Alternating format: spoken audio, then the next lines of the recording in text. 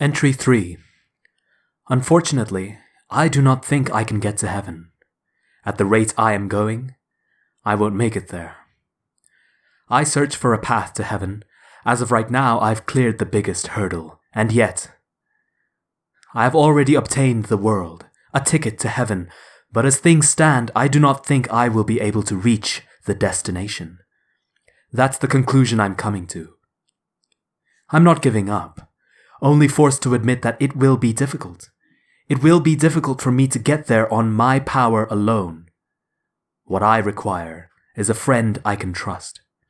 He must be a man that can control his desire, a man that is not controlled by power, fame, nor lust. He must hold God's laws in higher esteem than he does man's laws, the kind of person one could call my antithesis. Will I, Dio, ever be able to meet such a person? No, I must meet him. I must meet such a man and befriend him. That is why I am recording information on how to attain heaven in this notebook, to prepare to meet him. No matter what events may come to pass, I write these details in the hope they communicate whether I attained heaven and the methods I used for them. Leaving behind such a record is dangerous. If this notebook were seen by, for example, someone like my old enemy Jonathan Joestar, it would be an unsavory situation. I do not want such people to know of my goal. If he or they knew of it, they would surely try to prevent it. Of course, should they interfere, all I need do is find and defeat them, but I am not currently prepared for that. I am still not completely accustomed to this body I stole from Jonathan. In a word, I am unsound.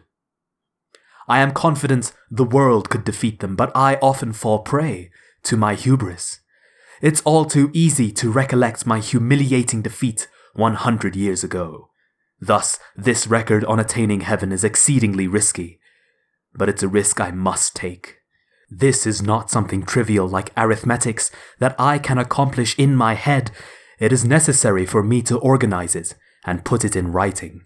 My friend whom I have yet to meet must be able to understand this method. Then, even if I'm gone, the method can still be realized. Taking up a pen isn't something I've done in a long time. Perhaps it will do some good beyond organizing my thoughts. What is it? It reminds me of my student days, the times I pretended to be Jonathan's friend. There are a great many things that I must do. I will likely have to travel the world in order to find my yet unfound friend, and I must search for him with my own eyes. In this world 100 years in the future, finding a person of such pure spirit is unlikely to be an easy task.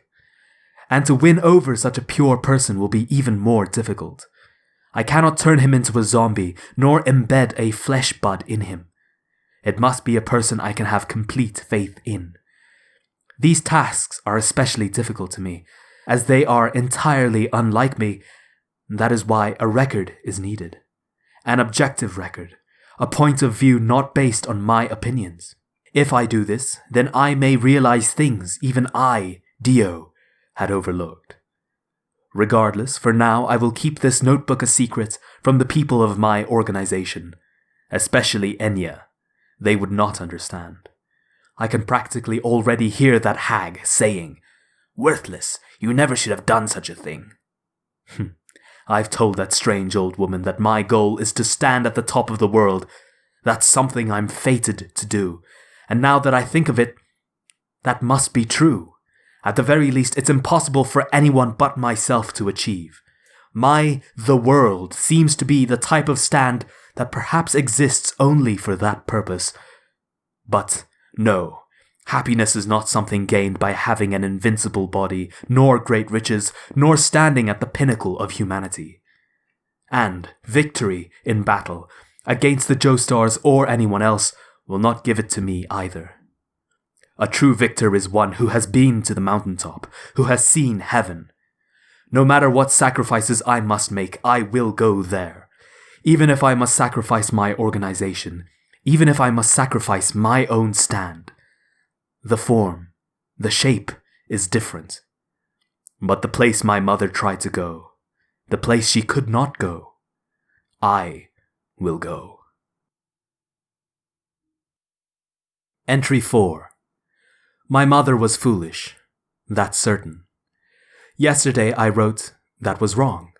I thought I understood her after a century, but, as I thought, I can't say she wasn't completely foolish. In actuality, far more foolish than my mother was my father. A little while after my mother died, no, it wasn't even a little while, immediately, the violence he directed towards my mother shifted to me.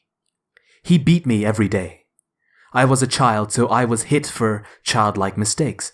But even when I did something well, if it rubbed him the wrong way, he would beat me even worse than when I made mistakes, until I bled. To him, beating a child was only training it. I've since heard some twisted words. Go ahead and beat your child. Even if you don't know the reason why, the child will know why. But I never knew. I never understood at all. That's not true. I figured it out soon enough. I understood that there was no reason. My father was just the kind of man who tyrannized the weak in order to affirm his own dominance. So I think I was wrong. I thought my mother was mistaken. I thought, if only she had a personality fitting for that town, she wouldn't have been beaten. That may not have been so.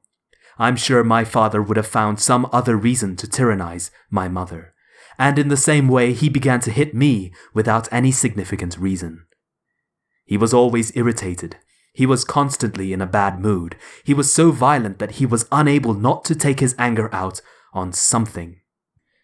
In order to create strong zombies, I found many wicked people. Jack the Ripper, for example. But my father was his equal in villainy. A hopeless thug, a stingy lowlife. Hand in hand with the thought of how strong a zombie he would have been comes the realization that he truly was my, Dio's father. Just thinking it is discomforting.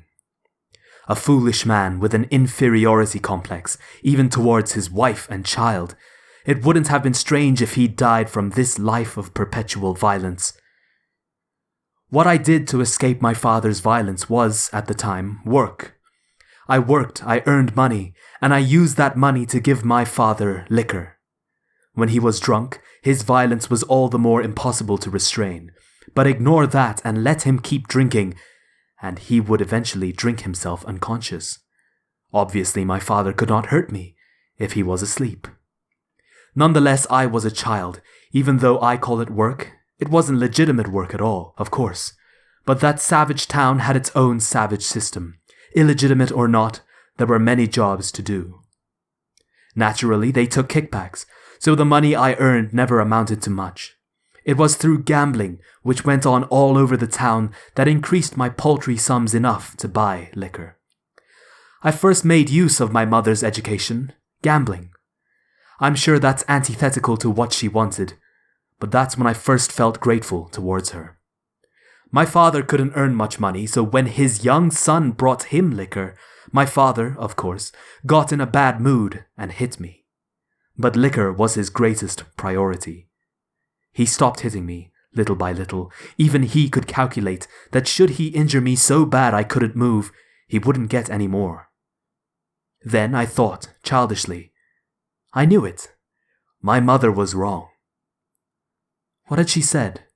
Your father is really a kind person. He just shouldn't drink. Well, surely that's wrong. The more he drinks, the kinder he gets. She nurtured me to live, which I appreciated every day. All the same, I felt still, young as I was, that my mother was mistaken and foolish. Or perhaps back then, no matter how much I scorned her faith in my father, her compassion in being unable to leave him I shared as well. I don't want to acknowledge it, but if it's necessary to get to heaven, I must. That compassion was a careless mistake, born of my youth. To think niceness could be defined as a parent that won't beat their child. It's laughable. But for the boy Dio Brando, no greater discovery could be made. And so I slaved away, forcing my small body into the toils of overwhelming, underpaid, increasingly difficult work for the handful of coins I could gamble up to a bottle of cheap booze for my wastrel father. This is putting me off. I'll put my pen down here for today.